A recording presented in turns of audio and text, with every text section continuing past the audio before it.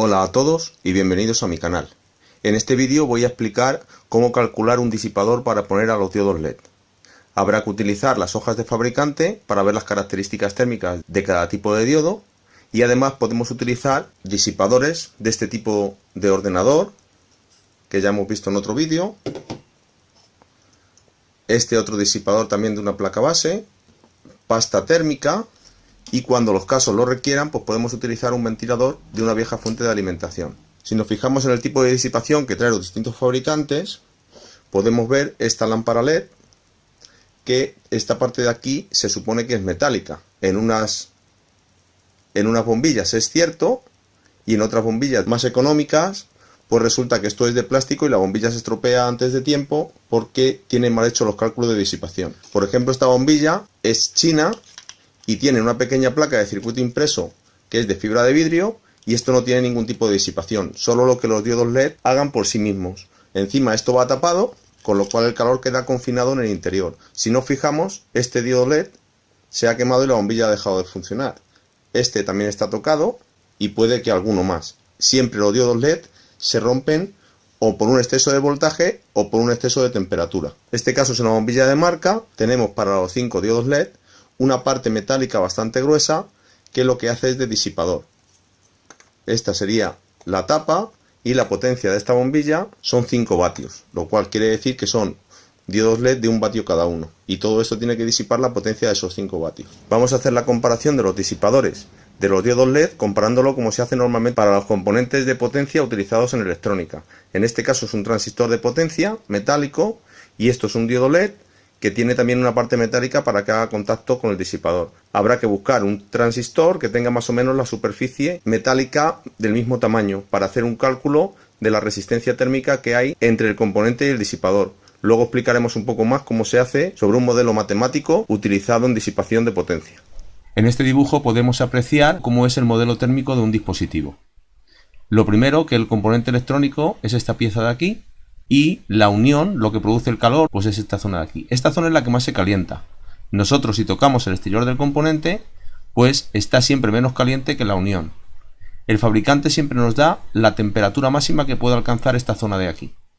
Nosotros solo podemos tener accesible esta zona de aquí. Por lo tanto, este calor que se genera en el componente ya tiene una resistencia para salir hacia el ambiente y refrigerarse, que es la resistencia denominada unión cápsula. La unión es esta y la cápsula es esta. Pues hay una resistencia térmica aquí que es inevitable porque es parte del propio componente, que evita que todo el calor generado en la unión salga al exterior.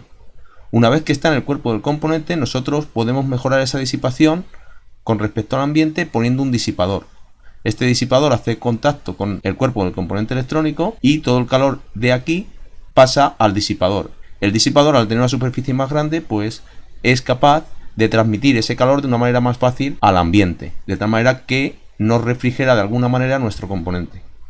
Hay muchas veces que la parte eléctrica de nuestro componente no puede estar en contacto con la parte eléctrica del disipador, por lo tanto hay que poner una arandela de mica normalmente, que lo que hace es evitar el contacto eléctrico que tiene nuestro componente. A lo mejor está a 80 o 90 voltios y hace que nuestro disipador no tenga nada de voltaje. Lo único que esta arandela es mala para la disipación térmica. Hay que añadir una resistencia térmica del disipador. Y luego tenemos aquí estas dos líneas, que es la silicona térmica que se le echa para mejorar siempre esa conductividad.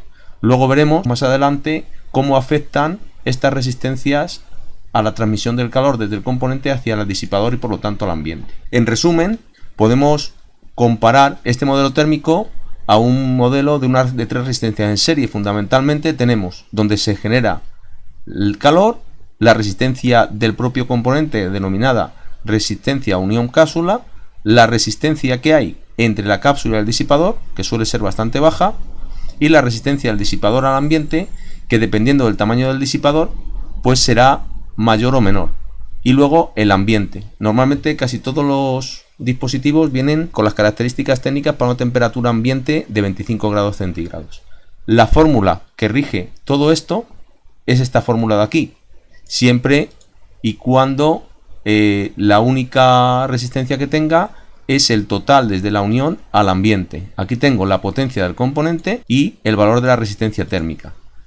La resistencia térmica se mide en grados centígrados por vatio, lo cual quiere decir que por cada vatio que disipa nuestro componente hace aumentar la temperatura de la unión en unos ciertos grados. Por ejemplo, una resistencia térmica de 10 grados centígrados por vatio significa que por cada vatio que disipe mi componente voy a aumentar la temperatura de este en 10 grados centígrados.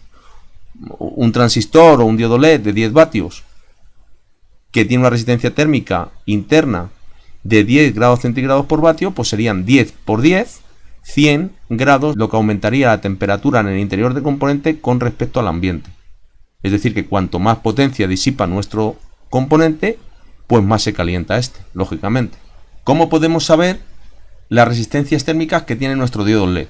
Por ejemplo, en un diodo LED de estos de 10 vatios que utilizamos en un vídeo anterior, pues viendo las características técnicas, nos dice que la temperatura de operación máxima está entre menos 30 grados centígrados y 80 grados centígrados.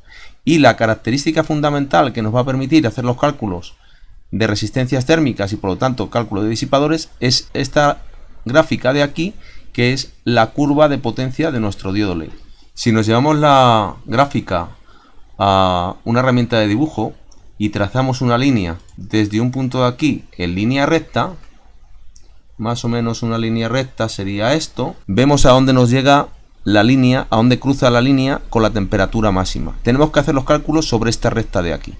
Por lo tanto, la temperatura máxima de la unión, teórica según la recta, es esta de 165 grados aproximadamente. Por lo tanto, podemos decir que la temperatura de la unión máxima de este diodo LED es igual a 165 grados centígrados. Ya tenemos el primero de los datos que necesitamos. Lo hemos sacado de aquí.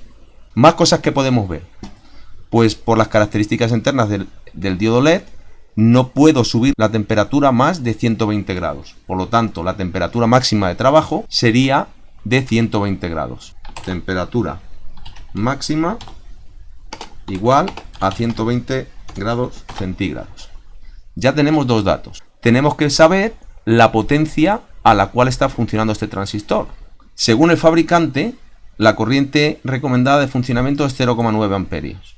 Y además nos dice que la potencia máxima siempre la calcula sobre 1050 miliamperios. Esto en la gráfica, ¿cómo se traduce? Pues bueno, tenemos 900, vamos a ver, 600, 750, 900, o sea que va de 150 en 150. Aquí tendríamos esta línea en los 1050. Es decir, que la gráfica nos dice que más de 1050 miliamperios no pueden circular por nuestro componente porque automáticamente se quemaría, se fusionaría la unión.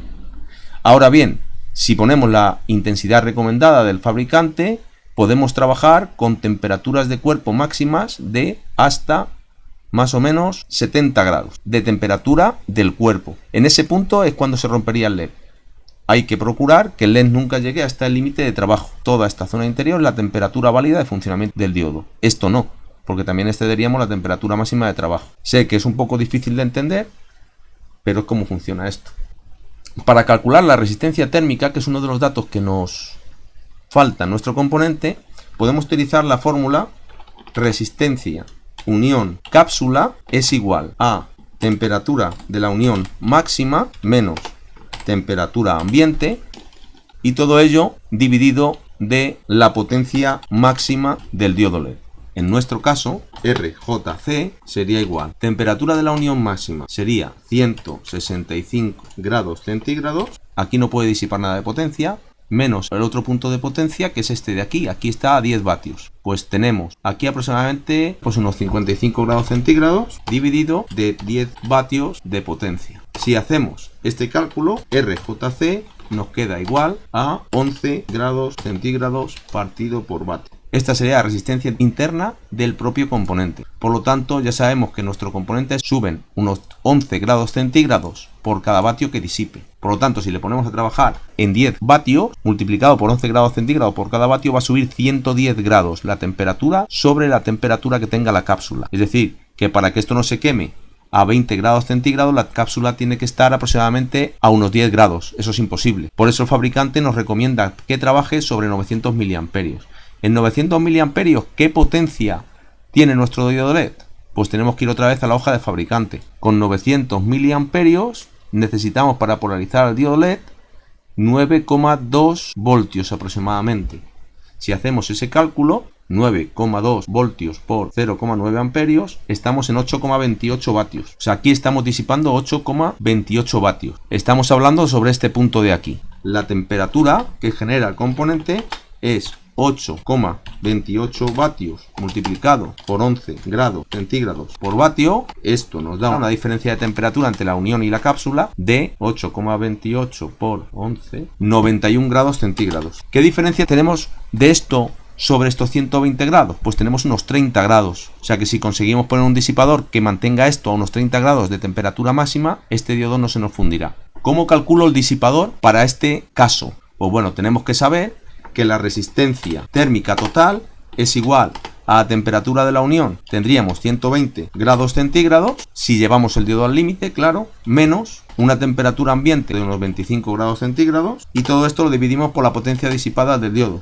8,28 vatios. RTH, con estos cálculos, 11,47 grados centígrados por vatio. Es decir, que nuestro disipador tendría que tener 0,47 grados centígrados por vatio para que el diodo pueda funcionar bajo estas condiciones. Este disipador tiene que ser bastante grande. Vamos a ver si encontramos alguno por internet. Bueno, he encontrado la página de Mouser Electronics y dentro de aquí aparece 3021 disipadores. Para reducir la búsqueda, más o menos vamos a coger un disipador de 0,44 grados centígrados por vatio, aplicamos los filtros y tenemos este de aquí. Este disipador vale 57 euros, una pasada, y tiene una resistencia térmica de 0,44 grados centígrados por vatio. Si ampliamos, tiene una longitud de 15 centímetros por 24 de ancho y una altura de 6 centímetros. Por eso os decía en los vídeos anteriores que los focos LED de 10 vatios que tienen este tipo de chip, pues tienen una gran superficie. No podemos poner un LED de 10 vatios funcionando a su máxima potencia sin poner un gran disipador. Nos faltaría añadir aquí una pequeña resistencia térmica que hay entre el componente electrónico y el disipador, que puede ser 0,2 grados centígrados por vatio. En ese caso tendríamos que coger el disipador todavía más potente, más grande, a 0,27. Daros cuenta que en esta resistencia térmica está incluido el valor de la resistencia térmica interna del componente, que es este de aquí, más la del disipador. Esta es la resistencia total, es la que hay desde aquí hasta aquí en este modelo térmico. Esta parte no la podemos cambiar y nosotros lo que cambiamos son estas dos partes. Esta es la resistencia entre disipador y ambiente y la resistencia que supone la mica y la silicona. Y recordad que en ese punto el diodo LED está a punto de quemarse. En el caso del vídeo anterior, como yo he puesto a trabajar al diodo LED en unos 6 vatios de potencia, pues todavía podemos hacer que la resistencia térmica esta pues sea algo mayor. En este caso vamos a ver las características del diodo LED 5050. Nos da las características eléctricas, la iluminación que da, nos da hace la prueba de intensidad con 60 miliamperios y aquí tenemos las características térmicas para cada uno de los diodos. Vamos a ampliarlas y aquí tenemos que puede circular una corriente máxima de 20 miliamperios a una temperatura de aproximadamente 42 o 43 grados centígrados y aquí tenemos la potencia, la temperatura máxima, unos 82-83 grados, que coincide más o menos con lo que nos dice aquí, que más de 80 grados de temperatura no puede funcionar. También habría que hacer algo en el circuito impreso para que al ponerlo con los 300 milivatios máximos que da, pues no se llegue a fundir los diodos. Que el problema de muchas bombillas es que ponen el LED a funcionar a toda la potencia sin una buena disipación. Bueno, espero que este vídeo sea de utilidad.